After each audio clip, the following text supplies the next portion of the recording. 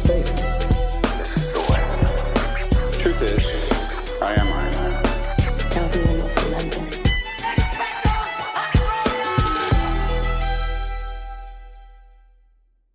Hello, critics, non-critics, and friends. Welcome to the Film Optix podcast, brought to you by the Drive-In Podcast Network, where we discuss film, TV, and all things Hollywood here on the show. I'm your host, Christian, and I'm joined by my co-host, Devin. And in this episode, we're going to be discussing the latest film that hit theaters this past weekend, Venom, Let There Be Carnage. And before we begin today's podcast, or show, before we begin today's show, you can listen to our podcast on platforms around the internet. And if you're a new or seasoned listener to the show, we would love to hear from you guys. Hit us up on Facebook, hit us up on Instagram or Twitter at Film Optix. That is Optix with an X. And let us know your thoughts about this movie if you've seen it this past weekend. And as I mentioned, I'm here with Devin again. We're here. This is episode, this is day one or recording one of many to come for. Did we review the first Venom? We did. Yes, we did. Back in another life, in another form of what this podcast was during our Broke Boy media days when we were known as that back on YouTube back in, was it 2018? I think it was. Man, we should Sounds right. We should upload that. I don't remember any of it. I remember saying that the first Venom movie was going to be divisive, and I was right. But that was just kind of more of a hunch because I don't understand how you had a Venom movie without Spider-Man. And then, the first one did so well, it reached over $1 billion in the box office a few years back. I believe that was 2018. But yeah, wow, good memory, Devin. I almost forgot. And I was like, yeah, we definitely did. Way back in the day. So that was a lot of, a lot's changed since then, hasn't it? Oh, yeah. Oh, boy. But unfortunately, I don't think too much has changed with Venom 2, or Venom Let There Be Carnage, excuse me. I know the hashtags and everything are kind of getting me confused because there's hashtag Venom on Twitter, then hashtag Venom 2. I think there's a Venom Let There Be Carnage one as well, but it's all the same stuff. So, but how's your day been? Happy we're recording this on a Thursday, but yeah, releasing on a Monday. It was a long day, just waiting to get to the end so I can go see this movie. Kind of sounds like a Monday. I had the worst experience in a theater possibly ever. Well, I'm sorry to hear that, man. So do you want to get into that now, or do you want to get into that once we get into the spoiler? Or I mean we can just do it now. Yeah, go ahead, share yourself. It just started off bad. Oh no. So I get in the theater. I'm a little late, like 15 minutes late, because I don't really care about trailers at this point because I've seen them all, previews. So I'm like 15 minutes late. It's a packed theater, of course, opening night. So in these theaters you can't see which numbers the seats are because it's just dark, at least at that time. So I'm looking for mine. I turn my phone flashlight on and make sure I'm in the right seat. I look down, there's 2 shoes in my seat. What? this kid next to me took his shoes off and put them on my seat. So he was like, oh, sorry about that. And then he took them back. And that was just the beginning of the end there, because I was sitting next to just 3 of the most vile teenagers I've ever come in contact with. Like they were created in a vat of Monster Energy. like it was unbelievable. Like vile as in vulgar, or vile as in physically just loud and just so strange.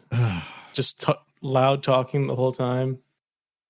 And then during the mid-credit scene, they literally screamed. They weren't cheering and clapping and being excited. They were screaming at the top of their lungs. Literal violent screams. I will say I didn't let up a scream, but I did kind of almost get out of my seat. I'm not gonna lie, but an understandable amount, not actual screaming. Yeah, I think I was the only one in the entire theater. It was like, oh my God, nope, ging way. Oh my God, nope, ging way. There's no way. Like, yeah, but you know what? That kind of reminds me. I think I shared my Suicide Squad story with you the second time I went to go see it in theaters. Literally, an entire family just talking throughout the entire movie as if they're just watching it at home. And That was. you know what? And I kind of understand why a lot of people nowadays just prefer to watch movies at home. I mean, no, you're not getting the silver screen experience, but you're getting sweet silence. This was a rare occurrence for me. I usually it? get pretty lucky with theater experiences. I usually do too. But it for my theater experience for Venom, Let There Be Carnage, it wasn't. I mean, it was honestly pretty fine. There was like a family talking behind me a little bit during the previews, but other than that, they were kind of. I also heard a baby at one point behind me. It's not quite a baby movie, but that brings me back. I guess it is PG-13. That brings me back. That's unfortunate. Well, that just brings me back to another flashback since we're talking about bad experiences before we get into this review, because I feel like we definitely. Well, so. It was, oh my gosh. Did we go see The Dark Knight together?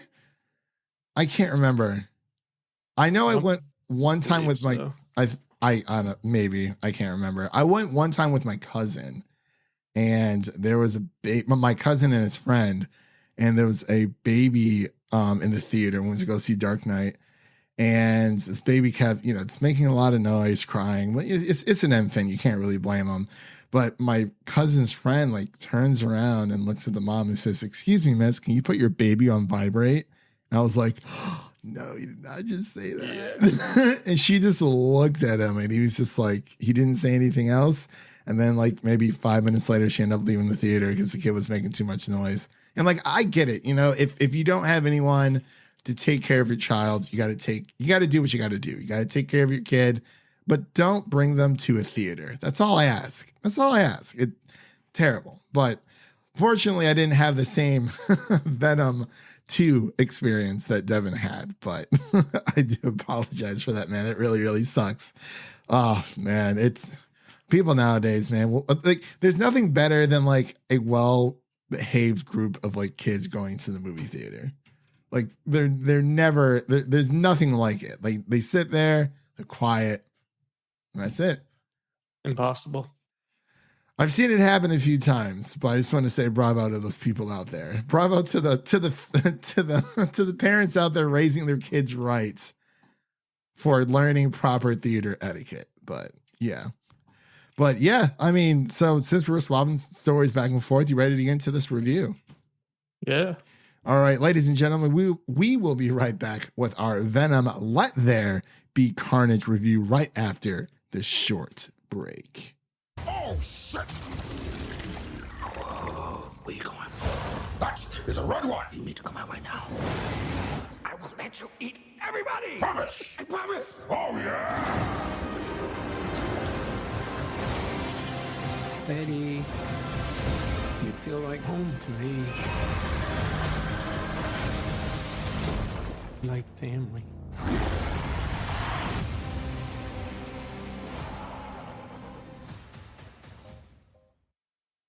All right. Yeah, that was the Kool-Aid man in there. Yeah. Like, oh, yeah. I would let you eat everybody. Yeah, that exchange I really did enjoy. But man, Devin, here we are on a Thursday evening reviewing Venom Let There Be Carnage. Like I mentioned before, the first of many, many reviews this October. If you haven't seen it, it is showing in theaters only.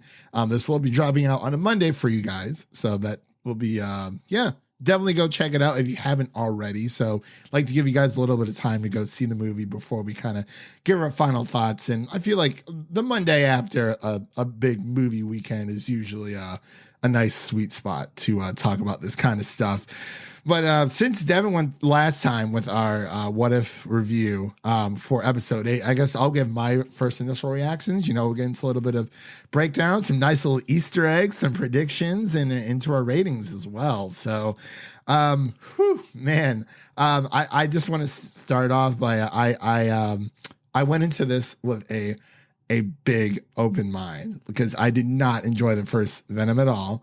Like I said before, I never understood how they could try to make a Venom movie without Spider-Man, because because Venom does not exist without Spider-Man, and there is no Carnage without Venom, which we do see in this movie. I do think it is better than the first movie, but if there's a lot of areas in this movie where it still falls short for me. I think the runtime is around an hour and 40 minutes, hour and 35, something of that nature. Hour and a half with credits. Yeah, hour and a half with credits and mid credit. But this movie really just it didn't do too much. I felt like it was more of a breath of fresh air with the exchange between Eddie and Venom, and then throwing Carnage into the mix.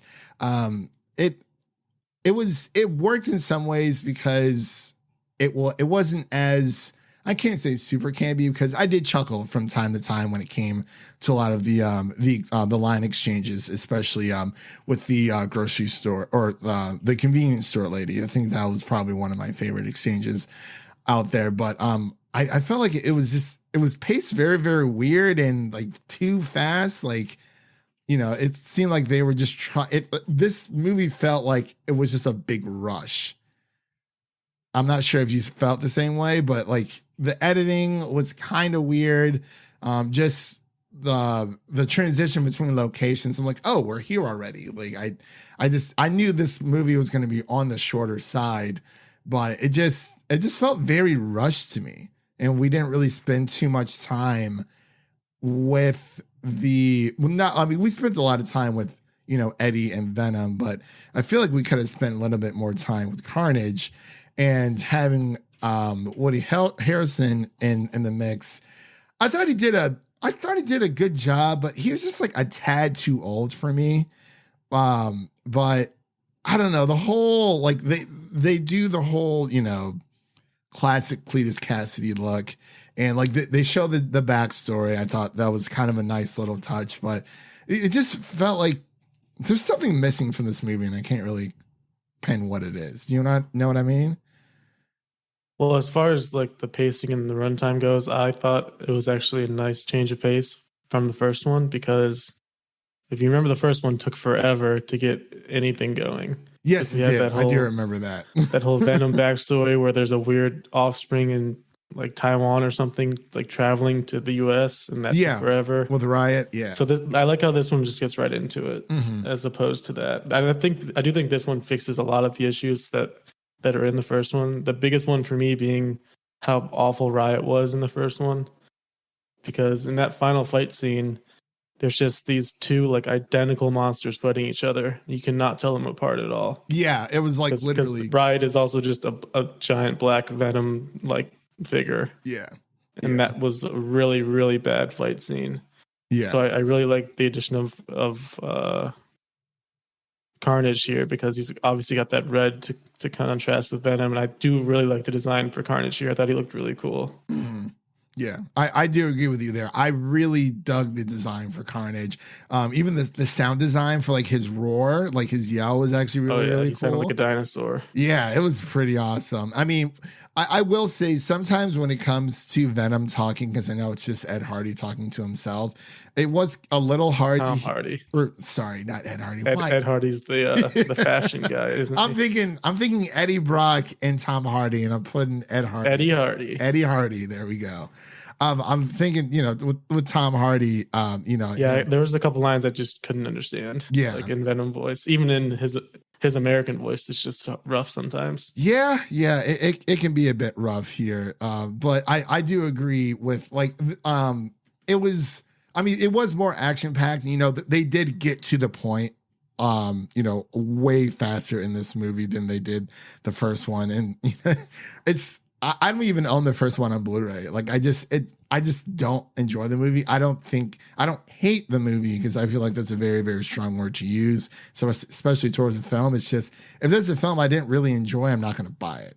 Like whether it's connected to Spider-Man or not.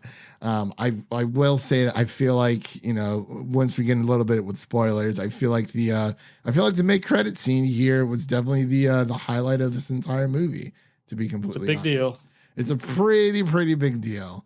But yeah, I mean, the performances are fine. You know, like you have a nice little campy humor here in this movie. You know, that's always been there. Not a lot of the jokes landed for me, but there No. were a couple that did. Yeah. Well, I mean, like I said, the exchange when they're in the convenience store, that was probably my favorite exchange. There were some things I didn't like, you know, the conflict between Eddie and Venom. I was like, I mean, okay, I guess that's a reason to do what you did. But it was I really did like Carnage though. Like, he was very, very menacing, just completely unforgiving and just all around, just like a super Just causing carnage. yeah, just causing like riots and carnage like wherever he goes. And you would think that Cassidy, you know, Cletus Cassidy and Carnage are kind of in a way a perfect match, but you know, we'll get into that here in a little bit. But Who's your daddy? yeah, because I'm not sure if people really understood that. Just from the comics, this isn't really much of a spoiler, but obviously, as you see through the movie, well, for comic book sake, Carnage is an offspring of Venom, and even in like the TV show and the comics, that it is like they kind of set up the origin for Cletus in an okay way. You know, I can't speak for every single comic book fan out there, but yeah. It made sense. Yeah, it really did, because I mean the way that well, now I feel like we're getting into spoiler territory. So that is your first spoiler warning here for Venom Let There Be Carnage. Again, that is your second spoiler warning. So if you haven't seen it, turn off the podcast, go watch it, come back and listen to the rest of our thoughts. I feel like this is going to be a little bit shorter because we are running out of space on this thing. So we got to not, you know, we'll keep it around. We'll see how much we have. But yeah, so do we want to talk about the mid-credit scene? Or do we want to? I mean, that's what the people are waiting for, right? Yeah, I guess. Okay, so man, so everyone knew there was a mid-credit scene out there. Kudos to you out there if you are like very heavy. If you're very active on Twitter and you kind of dodge spoilers, because apparently there was a lot of spoilers out there for this one. And you know, I blocked. Heavy Spoilers talked about it in his What If video. Who did? Heavy Spoilers. Oh, did he? He did. Okay. So you watched it after. It is his name. Yeah, that is true. It's in the name. So it's like, honestly, you shouldn't be clicking on that channel if you haven't watched any movie or any TV show. That is very true. I gotta watch his after. But yeah, I guess we'll just start off with the mid-credit scene. Eddie and Venom chilling on the beach. And well, actually, they're in a hotel. First, they're in a hotel, and then Venom wants to share, I guess, the knowledge of the symbiote of his home which planet. Is one of my big issues for the movie, because they play it out where Venom is just like kind of a dummy throughout the whole movie. Yeah, like he just does dumb, like childish things. Yeah, I didn't like. And then at the end, he's this all-knowing godlike alien who has all the knowledge of every universe. Yeah, like that's just a weird juxtaposition of his like knowledge. Yeah, I do agree, because throughout the entire movie, like you see Eddie and Venom, I mean, they're fighting like children like the entire time. He's just like a puppy. Venom's just like a puppy in the movie. Yeah. And you know, they do have their breakup in a way. I didn't really buy it too much, because it's like, I mean, if Venom really wanted to, he can kind of take control. You know, he's been eating chocolate and chickens, besides Sonny and Cher, of course. But it's very, it is a very childish nature, and I get it. Like, it is supposed to be campy because Venom is kind of like a jokester in a way in the comics. But I mean, eventually he does become more of like an anti-hero, anti-villain, whatever you want to call it. There's so many different words. I guess it'd be anti-hero, more so anti-villain. I don't know what the heck that is. But yeah, it is it's odd to see, because I just didn't really buy the breakup scene from them. And I was like, I mean, of course we know they're going to get back together. I was like, okay, well, how? And, you know, it takes Eddie like a while to kind of, you know, find Venom and, you know, apologize and everything with his ex-fiance. And then, you know, everything that was happening with Cletus and his lover. I've heard, what was her name, by the way? Can't remember. She was pretty bad. Black Canary? Yeah, pretty bad character. That's probably my second biggest issue for the movie is she was just kind of there. Yeah. What was her name? Screech? I think it was Screech. Something like that. No, I thought Screech was the name of a symbiote. I can't remember now. Or maybe I'm thinking of Saved by the Bell. Maybe I'm just thinking of Saved by the Bell, but yeah. So anyway, so for the post, anyway, back to the mid credit scene. Excuse us. Got a little bit off track there, but you know, Venom's about to show Eddie, you know, this all knowing, you know, about his home planet, about the symbiotes, and then poof, a flash of light. Like it's like this weird rift that happens, and they're transported from a hotel room to like I guess some kind of beach or resort area, and then playing on the TV is J. Jonah Jameson from the from Spider-Man Far From Home towards the end, when they're talking about, you know, revealing Peter Parker's secret identity, and he's on the TV. So Venom is now officially in the MCU. Officially, I am like, I was. And he licked Peter Parker's face on the screen. He was like, him. I was like, oh my gosh! I was like, oh, this is insane. So does this mean he's gonna show up in No Way Home? What does this mean, Devin? So here are my thoughts. So everyone knew at some point he was gonna have to meet up with Spider-Man. Like it's just inevitable. Like everyone knew that was coming. That's not really the part that got me excited. What got me excited is how they got there, because we are diving so deep into the multiverse. He literally switched universes. Yeah, we don't know who or what caused it, because Eddie Brock's like, "What did you do?" And the Venom's like, "I didn't do that." So somehow they switched universes to our MCU universe, where Spider-Man has been outed by J. Jonah Jameson. So we are just so deep into the multiverse, and that's just so exciting to me because there's just endless possibilities. But who do we think caused this? Because Venom is like this amazing, all-knowing alien, so he could have the power to switch dimensions, I guess. But he said he didn't do it. Yeah, I mean he's not Infinity Ultron, you know, punching the Watcher through multiple dimensions with a single punch. But you know what, Devin, you're absolutely right. That is the most exciting part, because I think this more solidifies that, you know, we could definitely see Andrew Garfield and Tobey Maguire in Spider-Man No Way Home. Excuse me. So.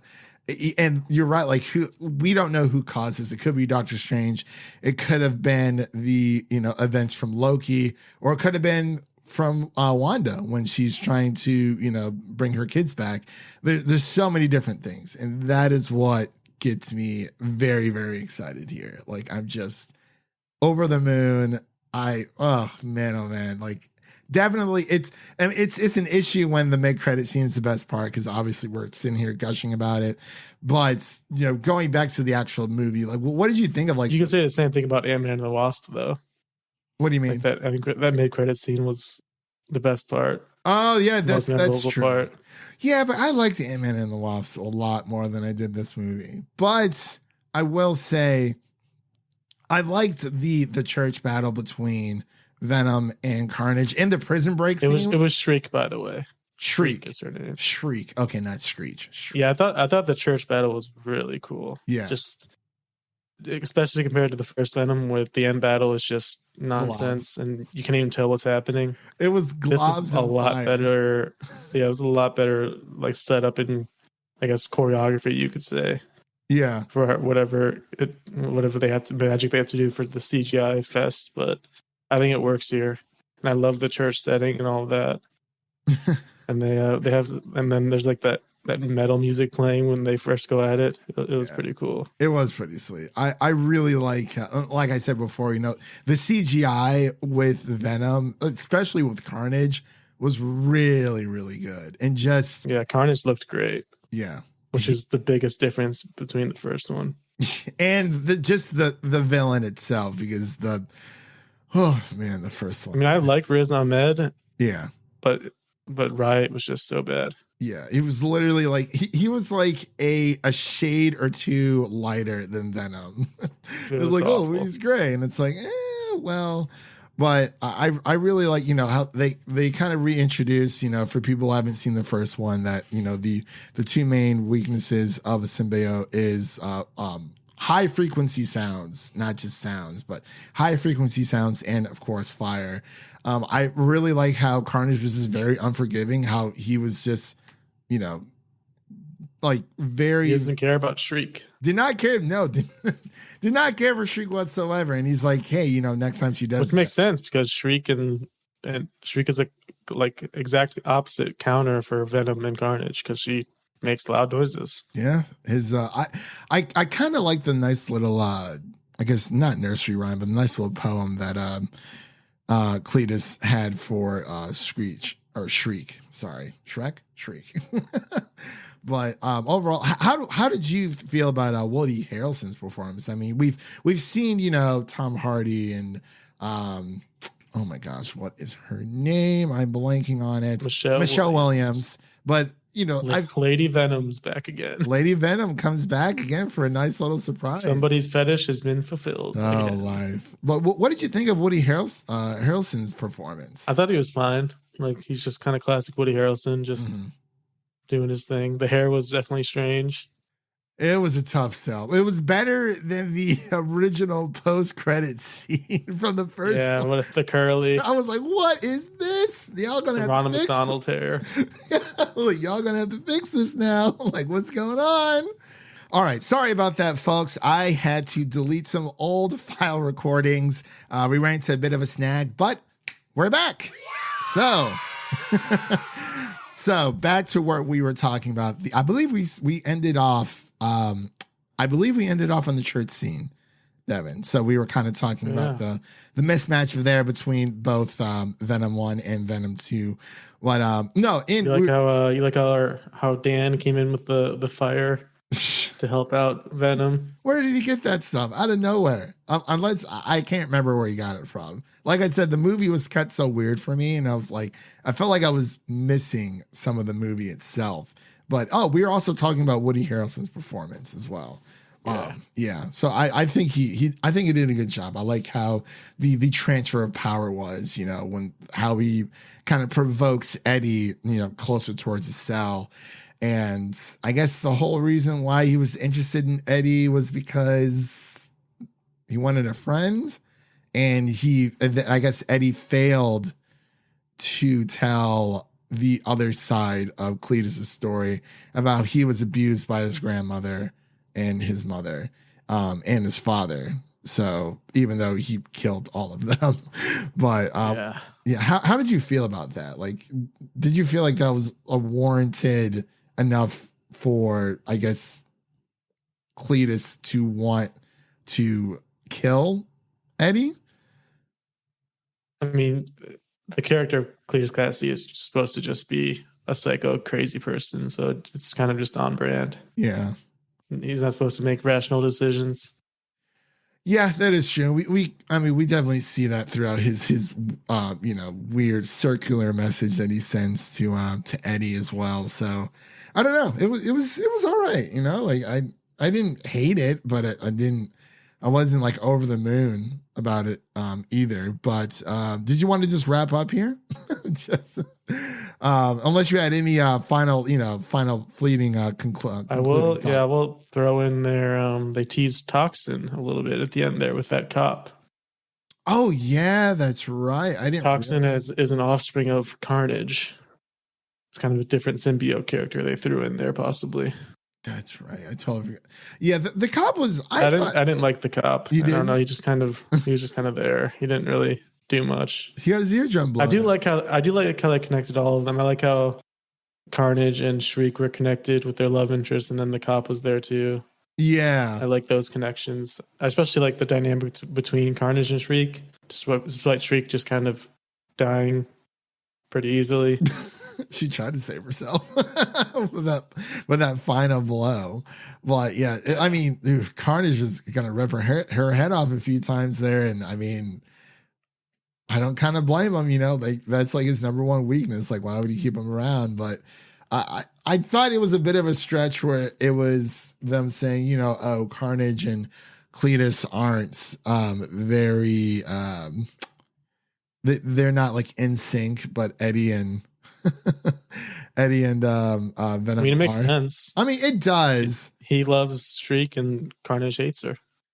Yeah, I guess it was just more of a tough sell for me. I really don't know why. And like I said, I really, really like went into this movie with an open mind. Like, there's no way I would ever hate watch a movie or anything like that, because I did want to I wanted it to be better than the first one. And I definitely think this film does that. I think it does.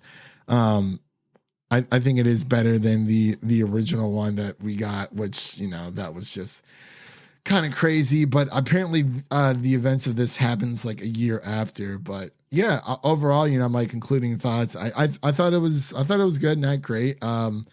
Like we said, the mid-credit scene was definitely the highlight of everything. I thought it was a tad better, not like a lot better, but I do like how they kind of got to the point. I felt like they got there a little bit too fast, but it is what it is.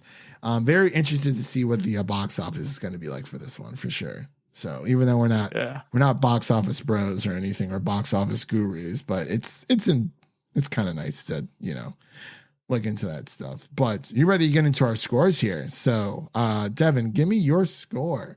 Or did you have any other like last fleeting predictions at all? Or we kind of... Well, we saw a Twitter or an Instagram post of Tom Hardy in a Spider-Man No Way Home wrap hat. So that means he was on the set possibly at some point. Mm-hmm. And this mid-credit scene definitely leans towards that. I feel like I don't think Venom would be in it just because it's so soon, but I think Eddie Brock might make an appearance. So, Eddie Brock, possibly Charlie Cox, and we're getting possibly Sandman, and the Sinister Six altogether. Like that's it's going to be a lot. This movie's going to have to be like 3 hours, at least 3 hours, or maybe a part 1, part 2. We don't know. I mean, it is called that to us. It is a No Way Home situation. I highly, I highly think that, but my laptop is dying here, so let's wrap up. Yeah, I mean, I definitely think it was a good amount better than the first one for me. I don't remember what I gave the first one. Should have gone back and looked it up, but I think this one fixed the biggest issue for me, which was the bad guy being actually cool in this one. Yeah. So I'm gonna give it a 70. That's my score. Okay, I'm gonna give it a 65. I didn't think it was like that great, but hey, it is what it is, and like I've already kind of went over my points there. But yeah, I would say around a 65. I did enjoy it a lot, way more than the first one though, for sure. So I don't know if I'm definitely clamoring for a second one, but I am very excited to see Venom in the MCU. So that's going to be very, very interesting. I'm very excited about that. But to wrap up here, that pretty much wraps up our review of Venom, Let There Be Carnage. Again, you can follow us everywhere on Twitter and Instagram at Film Optix. That is Optix with an X. Coming up on the podcast, we have so much. Like I said, this is the first of many. We have our Many Saints of Newark review that will be out by the time this is out as well. We're going to be doing a nice little double feature review for you guys throughout the weekend because we love you guys that much. And definitely check out our season finale of What If episode 9 that will be dropping on Wednesday. So definitely check out Sopranos, Many Saints of Newark, excuse me. And then we have, James Bond coming up next week. We have a few special guests that will be joining us as well. So that pretty much solidifies everything here. So like I said, go check out our Many Saints of Newark review that's up right now. As of this dropping out on a Monday as well, is what it is. But yeah, let's head on out here before my laptop dies. And that's a wrap for today, everyone. Thank you all for listening. And if you enjoy the show, leave us a 5-star rating and review on Apple Podcasts. and follow us on Twitter so you can stay in the know. That was Devin. My name is Christian, and we'll see you guys in the next one. Peace.